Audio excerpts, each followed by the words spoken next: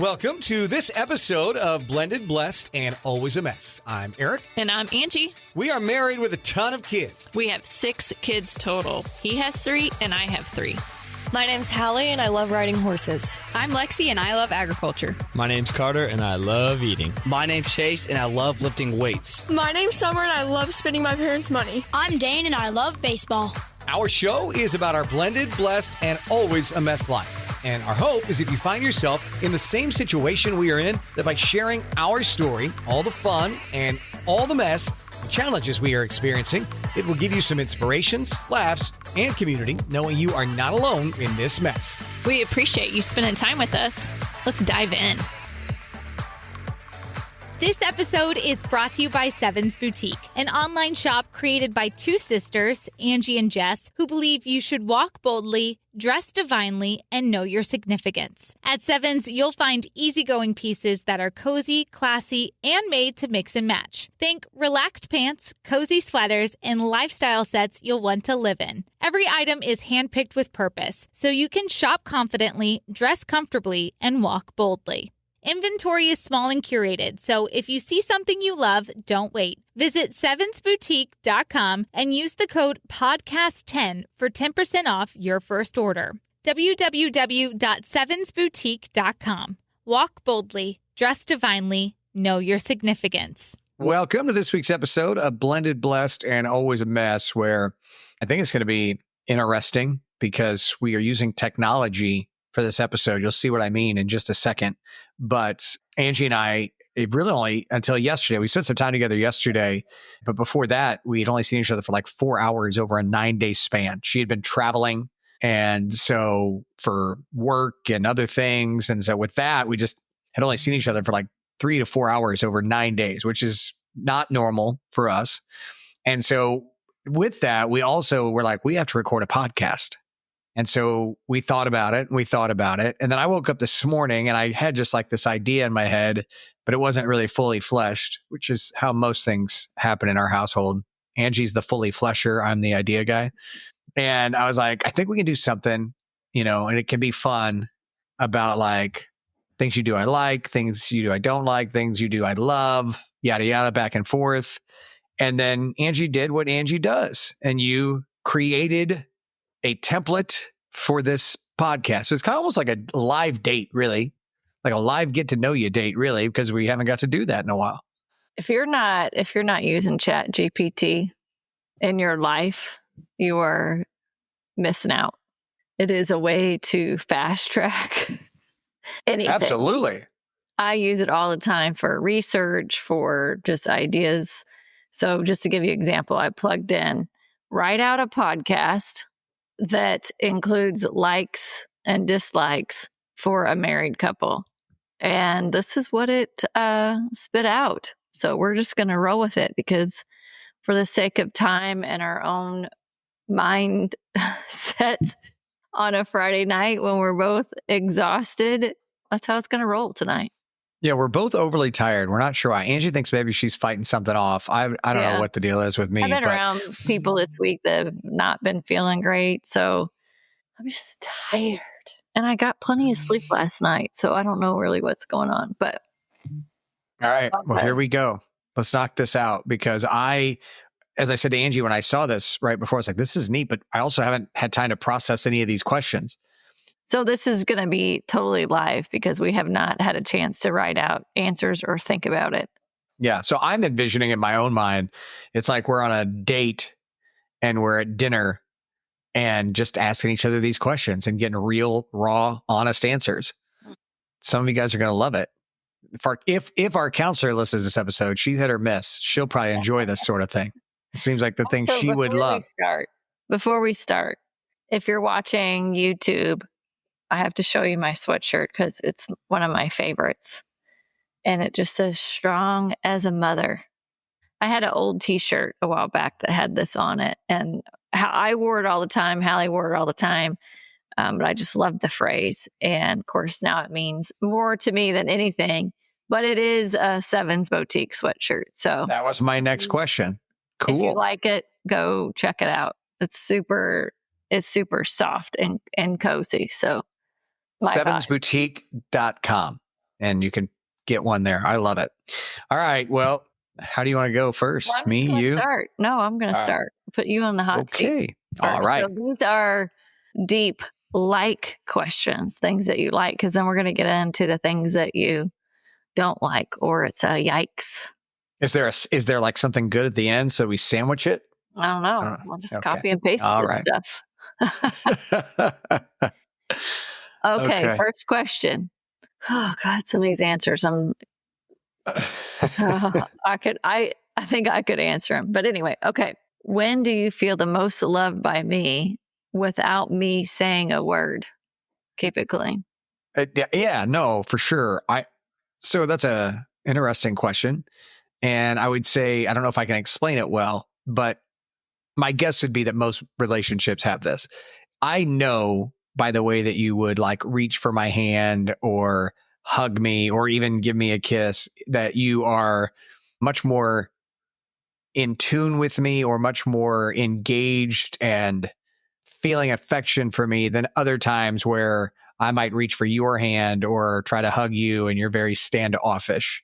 And so there's a difference in that. But when you're giving off a very loving vibe in the way that you would hug me, touch me, kiss me, even look at me, then I feel a lot of love. And you can tell. I think most relationships have that. That's a good day versus a bad day. But I do enjoy it very much. I wouldn't say it's a good versus a bad day. I mean, obviously in our world, yes. Sure. But I think for women, their entire plate has to be clear and their mind has to be like clear for it to feel super intentional versus something that they feel like they have to do. Okay. Wow. Why do you say wow for that? Because you're like, feel like they have to do. It's true. It's true. Women know how men are wired, and women know. And there's a difference between having the time and space and energy to focus on giving that attention and that love versus like, oh my gosh, my mind's going a million different directions. And I know I need to show affection. So there's a difference, which is what you're saying. It is. It's like I can definitely tell when you're relaxed and you're into me versus when you feel like you have to be. This is the real and raw podcast. It's also why I am very open. You're like, hey, I think I want to take a bath. Yeah, go spend 30, 45 minutes in the tub by yourself. You go do what you need to do. Go have that to clear my calm head. time. I get it. Right. Yeah. Okay, next question. How has loving me changed the way you see love itself? Oh, it's a deep one. Wow. How has loving you me changed the way that you see love itself? Well, I think I see it now in its most unconditional form in that it's an act and not a feeling. And so most of the time, I'm lucky enough that I still have all of these feelings of love for you. I find you to be like all of these things. No, I do. I find you to be this beautiful woman. But I think as people are going through marriages, there's times where like that wanes. What? You said, I feel What lucky. did I say that tickled you so much? Basically. You said, I feel lucky that I still love you. That is not what I was trying to say. It's again, here we are on the fly. I can see, I'm like, why is she laughing? I feel like in a lot of relationships, it wanes, right? And you're like, okay, I'm with this person, so I'm with this person. But I mean, the majority of the time, I have many feelings of love where I'm just like, gosh, I still want to buy her flowers. I still want to get a gift. I still want to do all these things. The issue with that is that our marriage, right out of the gate, and our love story leading up to our marriage, we've talked about, was just beautiful and almost perfect. And so then when you go a year and a half into that and you lose a child, it flips everything. And so everything is really difficult when you have that many feelings and all of that. And so what I have seen is that there are days where it's hard, and that's when love is an act. And if you go back biblically, it's pretty clear when you read your Bible. Loving someone is an act and it's not a feeling. If we were to base everything we do off every feeling we have, nobody would stay married. We wouldn't love our kids. Like it would be like a lot of things. CEO of the astronomer. Yeah. Or whatever. Astronomer. Yeah, for sure. And so anyway, I see it more now as an act. And I also see it as something where you humble yourself regularly to know that it's not as much. I know in my younger days that I really wanted marriage to be about me. And I know now that that's not possible. It's got to be more about serving your significant other, serving your children. And you've taught me a lot of those things. It's helped me to see that, and loving you has done that, and deepening my relationship with God. Because if I didn't do that, it would be hard to humble myself some days. So I hope that answered the question. That was a hard one. Yeah. What's something in your past that you never thought you'd find peace with, but our relationship helped you heal? And that's a really tough question. I think I was starting to finally deal with my dad's death when we met. I know that losing Hallie has definitely made me deal with that as well. So that has helped me heal. But then I also think for a long time, in a previous life, I was told that I wasn't a good dad and that I was just like not a good father, and that hurt. And I never believed that. And so I definitely have come to know over the last almost 6 years that we've been together now, that not only am I a good dad, but I'm a very present father. And that's not just to my kids, but to your kids too. So I think that's a deep wound that has really, I feel comfortable in saying. Yeah, I totally agree with that. I think you worked through a lot of that guilt and have kind of rectified the situation in that our relationship has created a space for you to be able to focus on being the dad that you want to be. I think when people are in unhealthy relationships and in an unhealthy space in their life, you can't show up for other people. And so I do feel like our relationship's given you that opportunity, even in the hell of losing Hallie. 100%. It's created space for that. Yeah. What part of parenting brings you joy in a way you didn't expect? Is there joy in parenting? Yeah, I think we're really just starting to get into that phase. I know from a selfish perspective in it, it's when one of the kids does something on a baseball field or a soccer field that I know that I've worked with them on. That's a selfish thing that brings me joy. Just watching them succeed and knowing we worked on that together. But at a deeper level, I think, watching Lexi grow up into somebody that's really just like thriving in the workforce and the people that she engages with when you're out in public and they tell you just what an amazing human being she is. And then when my most challenging parenting is clearly my relationship as a bonus person in Chase's life. And every time him and I have a good conversation or a good outing together, or we work through a rough patch of something, that's just really rewarding to me because I know how much work goes into that. And so I'd say those would probably be the things that stick out. What's something about our blended family that feels like redemption to you? Geez, Chat GPT, that's an interesting question. It kind of feels like redemption. you kind of answered it a little bit of like being the father that you want to be. Yeah, I think so. But I would also say this. I've said this to you before, and I haven't said it to you in a long, long time. So maybe this is a great way for Chat GPT to do it. I grew up and I had, two parents that were always married. I always wanted to have my own love story. I always wanted to have a family that was real, that was a love story. And a lot of people would tell you that blending families, it's not a real family. That's not the natural family. And I think we've always challenged that narrative that our blended family would be different. That's why we were going to help other people. And for me, I've said over and over again, like for me, you have been my love story, and it is really messy with losing Hal, and it is really messy mixing bonus kids and how they sometimes get along and how they sometimes fight. And it's just that's a microcosm of what life is. It's really messy, but when you come through on the other side with a lot of beauty in it, that's also the beautiful part of life.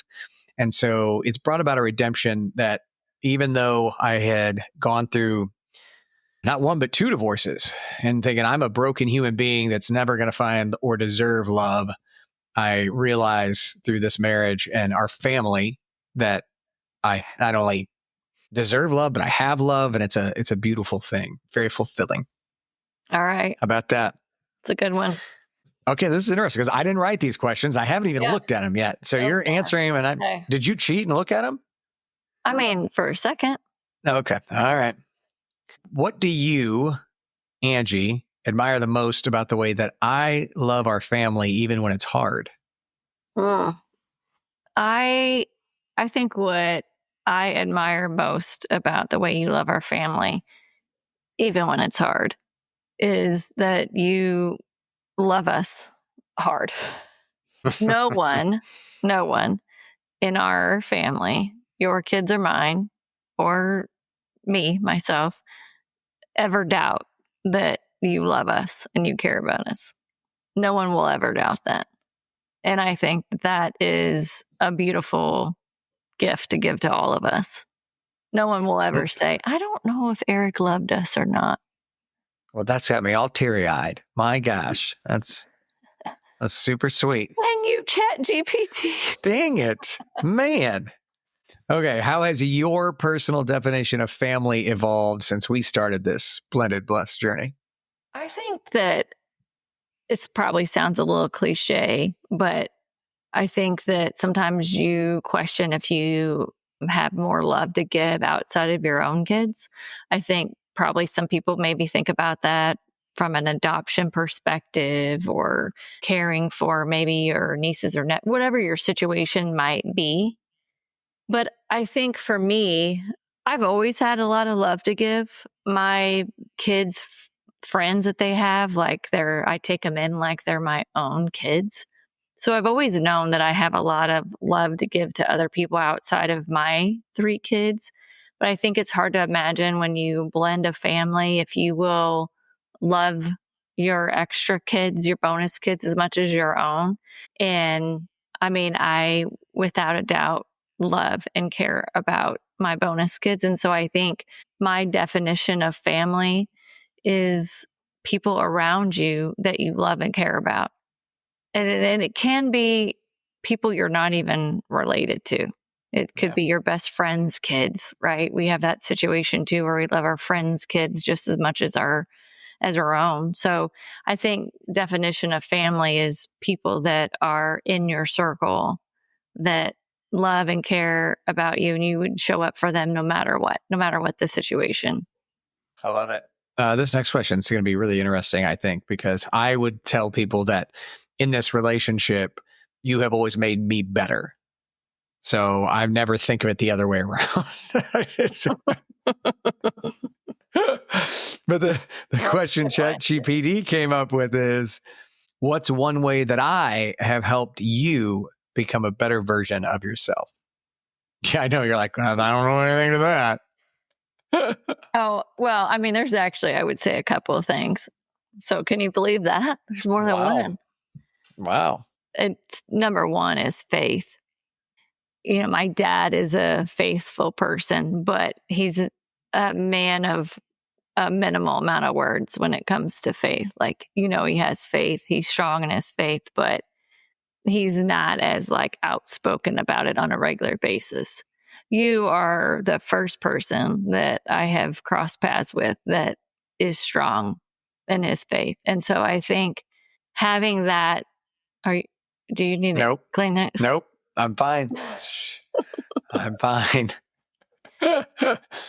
You have shown me what strong faith looks like, and you provide. You better get it together. I'm fine. If you're not watching the video, you don't even know that anything's happening. Okay. All right. I'm not over here sniffling or anything. So your faith, that's number one, has made me a better person. And God knew what he was doing when he put you in my life for several years before I needed my faith more than freaking anything. So, I mean, without that, I don't know where I would be if I didn't have my faith after losing Hallie. So that's number one. I think number two is you have taught me that I can let my guard down, and that even though there's times we're not aligned and we have our own set of struggles like any relationship. I know you will handle things. And I've not had that before. I've not had where I can't even tell you the last time I looked at our checking account. And that might seem like a very simple statement. But for me, who in my entire life was in control of finances and swore I would never, ever get in a situation where I would even share with someone. I remember it was a big deal when we made that decision after we got married. You were like, deal. Yeah. But I don't even look at anything anymore. And that is like, I've never been in that situation before where I felt like 100% trust in handling things. So those are the two top of mind. It's not just a checkbook, everybody. I also switched all of our insurance this last week for both homes and cars. Finances. Our finances, like in general, I don't touch it. And that's a huge freaking deal for me. That made you. Okay, so it's more of the trusting that you don't have to do everything, is what you're saying. Correct. Okay. Correct. All right. Okay. Well, then that leads into question 4. And what does, quote, being safe, end quote, with me mean to you? I don't know why that's funny, but okay. Well, everybody's so different. And we're honest on this podcast, right? So we're going to share the real shit. Shit. Where's this going? So I don't know what's going to happen right now. Okay. What does being safe with me mean to you as she laughs through it? I don't know. What being safe means to me is that my home is a place I can come to and I can be myself and I can feel relaxed, feel at peace, know that the energy and the vibe is something that I can like thrive in. And it's not this like stressful, anxiety ridden type of situation. That's what I created in my home that I had where I was in full control prior to us sharing a home. So we created that. We created that safety space and we promised our kids that we would create that same space for them. Your kids needed it.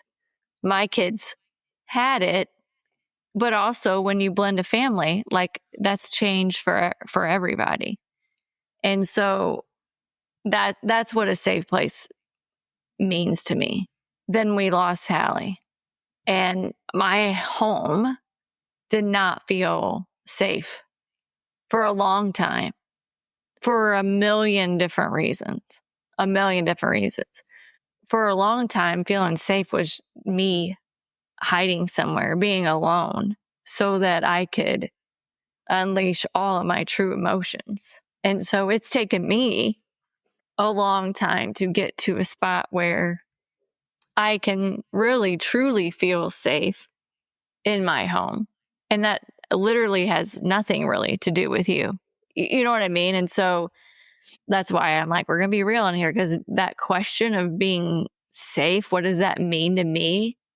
I don't think it's a one person job because so much of how you feel safe is your environment. It's things that you have going on within you.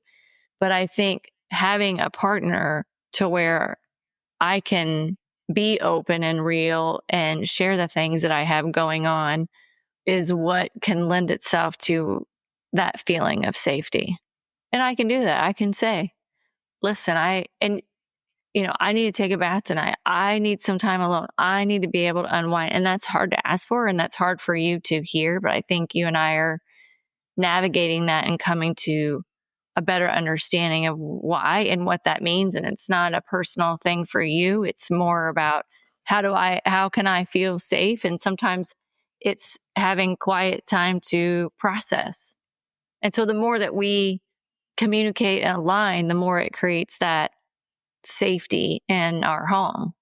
I prefer actually, I didn't initially, but now I actually prefer when you're just very open and like, hey, this isn't about you, but I just need some time to do, I'm having a really hard day. And when you have that openness with me, then I feel much better about like, okay, well, I didn't do anything, but she needs a space. So I'm going to let her do this, or I'll go away and do this. And so, yeah, we're getting better at that aspect of the grief journey and where we're at. So. All right, last one of the like, then it's the discomfort part, blah.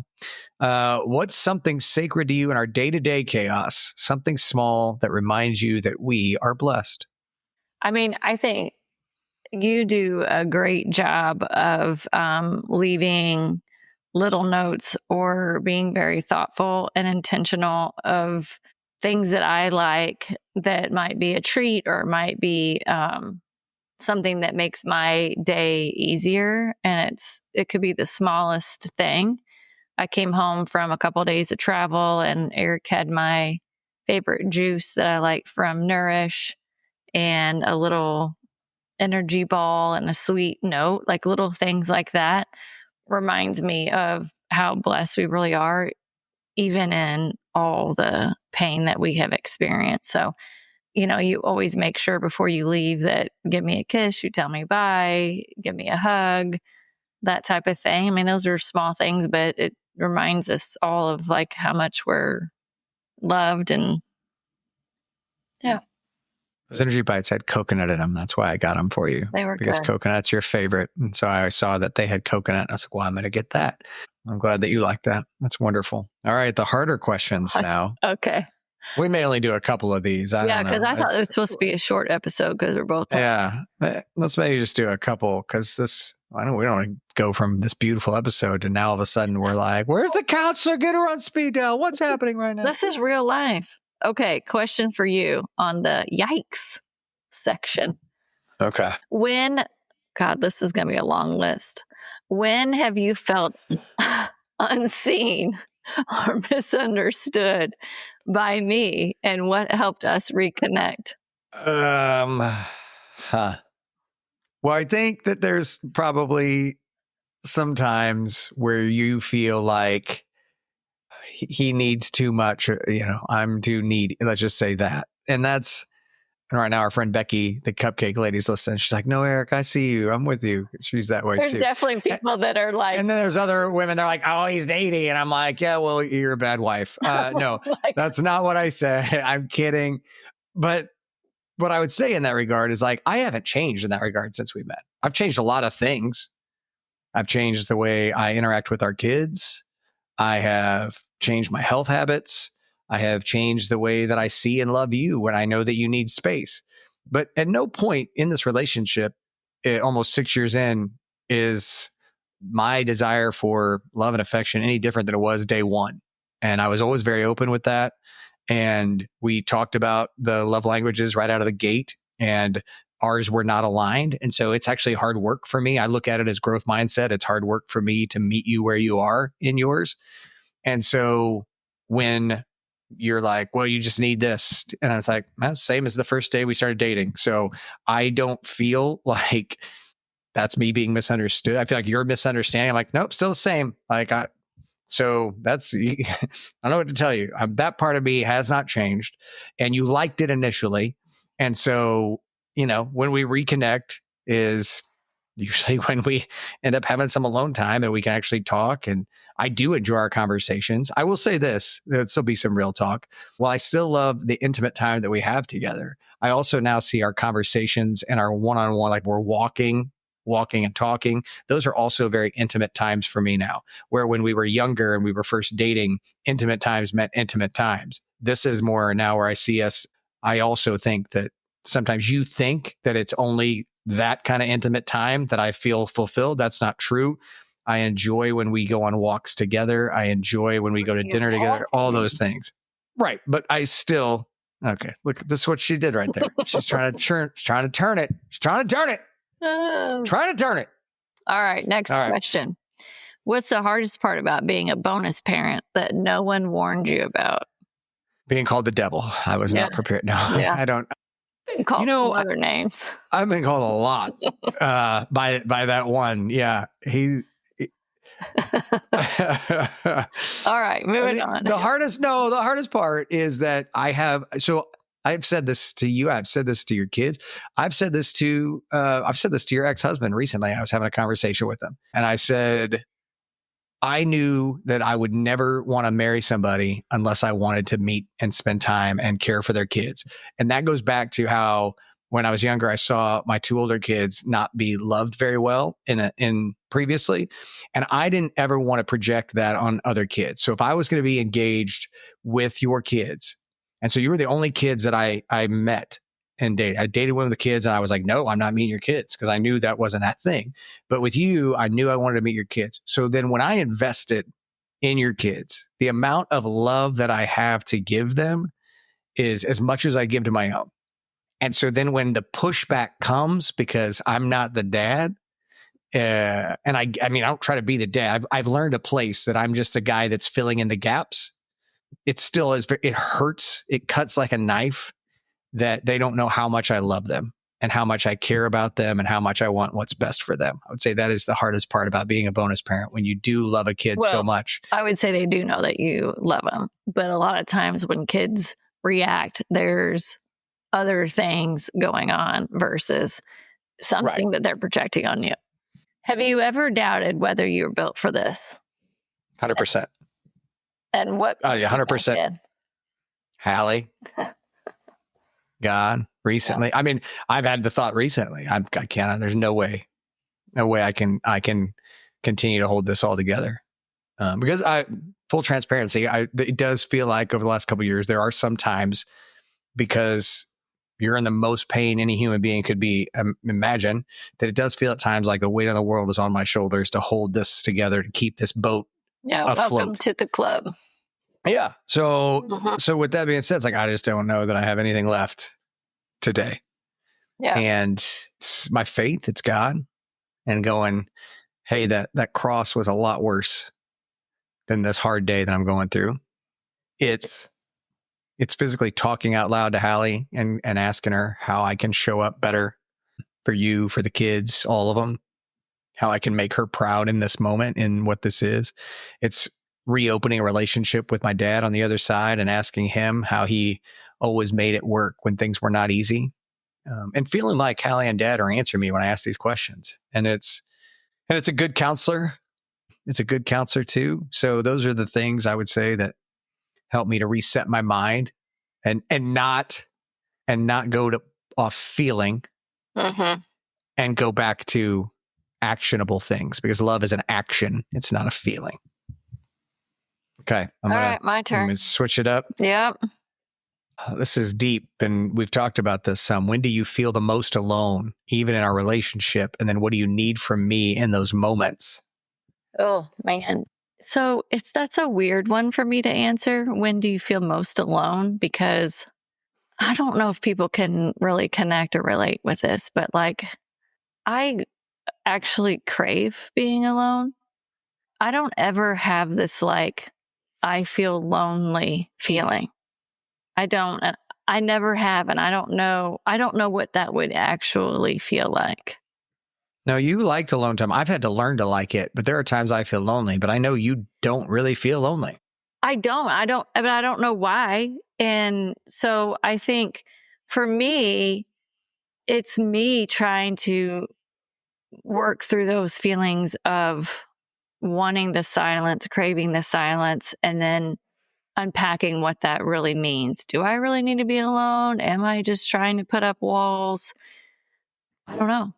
So I've never thought like, oh, I feel really lonely. I wish I had, someone to talk to, or I wish I felt more connected to people. That's just not how I'm wired.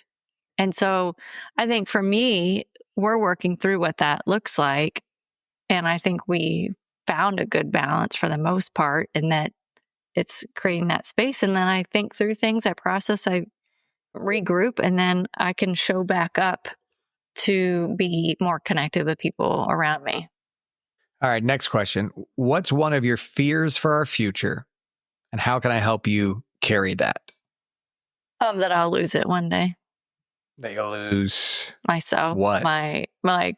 There are days where I feel like I can't do it. So it's hard. Can't do life, can't do our family. Can you? I mean, the weight is too much, like that I can't carry it. Like I do a lot of things every day. And part of that is my fight forward. But there is a underlying fear that at some point it will all get way too heavy and that I may not be able to show up for people in a way that I need to. And that means like being a mom, like there's a fear of that, of like, okay, I have fought so hard since I lost Hallie to show up every day. And there is an underlying worry that, what if I totally like crack or like just can't do it? Like it's too much. I mean, there's definitely on the heaviest days, there's that fear. Like it is a fight every single day to show up in my job, in my personal life, all the things. And I can't do it justice enough to describe the weight and how heavy it is every day. And so, yeah, there's a fear of like, if I can't do it. So part of the question then is, how can I help you carry that? Well, I think you are doing everything that you can. I mean, you take care of a ton of stuff around here that is less things that I have to worry about. But it's definitely an internal thing. But I think I can't think of one thing that you should be doing differently to help me. I feel like you're doing it all. You're doing everything that you can. Well, if you think of something, I'm here. I'd love to help. I'll let you know. Okay. Last one of these hard ones. What do you think is the biggest lie couples tell themselves when they say love is enough? It's almost like Chat GPT reads my social media post, because that in itself is a lie. That's the lie, that love is enough. It's never going to be enough. You have to have respect and trust. And of course you have to have love, but it's all the things of mutual understanding, seeing each other, hearing each other, showing up when it's the worst possible scenario. Like it's all the things. Love might be enough initially, but it's not going to be what sustains you. It's all the actions. Uh-huh. Let's do one bonus question together, and then we'll say something we're grateful for. What's one truth about our love story that you'd want our kids to understand one day? How hard we've fought. I mean, I don't know how you show them that. I think they see it, but we have had to fight really hard with all the odds stacked against us, all of them. We've been married and divorced. The stats of staying married on your second or your third marriage are super low. And then you throw in the death of a child. I mean, we're not supposed to make it. You said that, like, right after we lost Hallie. And so I think that's the one truth that at some point, it's a reason why we do the podcast too, is to document our journey, document how hard we fought to keep going, to keep showing up for them. So that's what I would say. I will add one to that, because I was trying to do just some research on how to be a better husband this week. Someone shared with me a guide on when your spouse is going through like either perimenopause or menopause, and how you can try to be a better husband. I'm about ready to. Honey, it was brought up it to is me on his feed all the time. So tell me how much he searches. Why is Anyway. crazy? Why is she? Anywho, someone sent it to me. They did. And one of the Why top would things they know to send that to you, Clark? Anywho, says, right, that there's like, this is something that husbands need to study more, because they really don't, right? There's just like, well, my wife doesn't want to have sex anymore. And that's not what it's about. It's about all the physical changes going on with your body. It's about all the emotions. But guys don't know that. So they don't change. Or they're like, I'm just going to get out of here and give her 4 days off to try to. And so I'm sorry, I'm trying to do my work over here to figure it out. But it's like actually a huge amount of divorce rate is through the menopause stage. Oh, I'm sure. Because husbands and wives, and even husbands and wives that have been together for 20 plus years, like, this is it. Because the husband's like, you've changed. You're changing so rapidly. What is happening? Yes, we are changing. Diving in. Meanwhile, I'm just saying I'm invested, okay? I'm trying to learn all the things I need to learn. A hormone expert on here and along with a therapist. Love it. I'm down. So yes, but we're fighting through all of the things. So what about you? What's your one truth? I think it's the same. That we love them. I go back to our wedding vows. I try to listen to those every so often, and we promised our kids that we would never quit on each other, and we would never quit on them and this crew. And that's hard work, and that's a reminder. So thankfully, that's on YouTube, and so we can watch it when we need to. All right, what's something you're grateful for, and we'll wrap. I'm grateful to be home. The end. I've been traveling the last 4 weeks, and I have about 2 weeks off. So I am grateful to be at home. I would piggyback that I am grateful that my wife is home. I definitely have gotten better at her travel, but I still don't always do it perfectly. And I do love when she's home. As I said to her this week, this is a beautiful house that we have, but it is only a house when she's not here. Angie does make it a home. So grateful that she's here. Grateful that we get to see most kids this weekend. I don't think Lexi, we may not see Lexi, but most kids we get to see. And also I think Hallie's felt very present the last several weeks. And so grateful for that as well. All right, that is all we have for this week. Good job, Chat GPT. Good idea, Ange. That was I love well technology. done. That's awesome. All right, well, everyone have a wonderful week. Enjoy your weekends, and God bless. Thank you for listening to Blended Blessed and Always a Mess. Follow us on Facebook, Instagram, and at blendedblessedalwaysamess.com. Reach out to us on any of our social channels. We would love to hear from you. Have a great week.